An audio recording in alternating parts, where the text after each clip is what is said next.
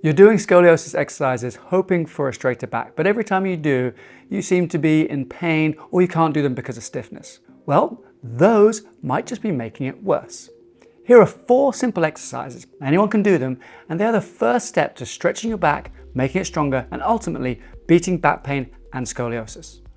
For these exercises, I'm going to be using an example of a C-shaped scoliosis. That means your curve will bend to the left like this. Or on an X-ray, it would look a bit like this.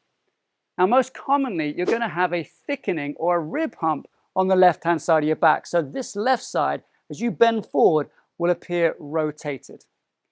Now, we could also name these parts of the curve. So this side can be the longer side, and this side can be the shorter side. So the right side is the shorter side. Now, if you're not sure what type of scoliosis you have, then make sure you watch this video to the end, because I'm going to share with you another video that tells you exactly how to identify what curve you have. All right, let's get on with the exercises. All right, in this exercise, we're going to call it a curve stretch, because simply we're going to take this right hand up and stretch the short side of the curve. All right, so how do we do this? Well, we're going to take the hand up over the top here, and you get extra bonus points if you've got something you can grab hold of, like a hook or a top of a door or something like that, because you can hang a little and that will stretch your spine. And whilst you do that, you're going to simply breathe in and then breathe out. Now try 10 times breathing in and out, but you'll notice something interesting happening, and I'll explain what that is in the next exercise. This exercise is going to be a modified cat-cow for people with scoliosis. So with the long side of the curve being on this side here, I want to lengthen the short side of the curve. And the way I'm going to do that is simply by opening up the right side. So I'm going to take my right leg backwards and my right arm forwards like this. Now I've got more room on this side. As I breathe out, I can go up like this, and as I breathe in, I can come back down like this. I would do this about 10 to 15 times, and you breathe in and out when you do it. And the breathing is important because the ribs actually attach to the spine. And so when you breathe in, the ribs move and they actually move the spine, meaning you can influence your scoliosis and change your scoliosis just by breathing. Once you've done those 2 exercises, which both help stretch the spine, it's important for you to strengthen it, because a more flexible spine is good, but it's better if there's flexibility coupled with strength. And I'm going to show you how to do that now in the next 2 exercises. This third exercise is a variation of the farmer's carry, and specifically adapted to people with scoliosis.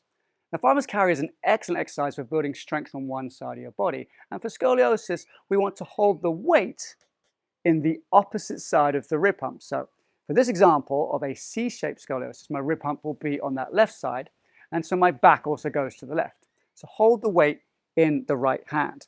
Now, what you're going to do is simply walk forwards and backwards. Now, as you do that, carrying the weight on this side will switch on the muscles on my left side, which will help push the spine straighter. Now aim to walk back and forth for about 30 seconds carrying this weight and focusing on getting as good a posture as possible. So chest up and head up towards the ceiling. Now we're going to do one of the hardest exercises of the 4, because I'm going to show you how to use your own body weight to strengthen your spine while straightening your scoliosis. You may have seen this exercise before, but I think this variation I'm going to show you now will be new to you. I want you to get into the plank position with the sort of long side facing down. Okay, so I'm going to be like this. You can bend your knees in this position, or you can straighten your legs. That's up to you. All right, with the knees bent, I want you to lift your hips up. This will fire up the muscles on the long side of your curve, and they'll actually push the curve towards the middle. But that's not the best part. So once you're in this position, I want you to move your hips up and down 10 times, forwards and backwards 10 times, and then rotate them 10 times. And these exercises are really going to help you strengthen your spine and all the muscles of your core with those different motions. And it's going to be great for you when you couple this strength exercise with all the other exercises that we've just done. If you're still having pain, stiffness or discomfort after doing these exercises, comment below, and for the first 15 people, I'll tell you how to adapt them for your curve. In the meantime, watch this video if you have the most common type of scoliosis, which is a reverse S shape. See you soon.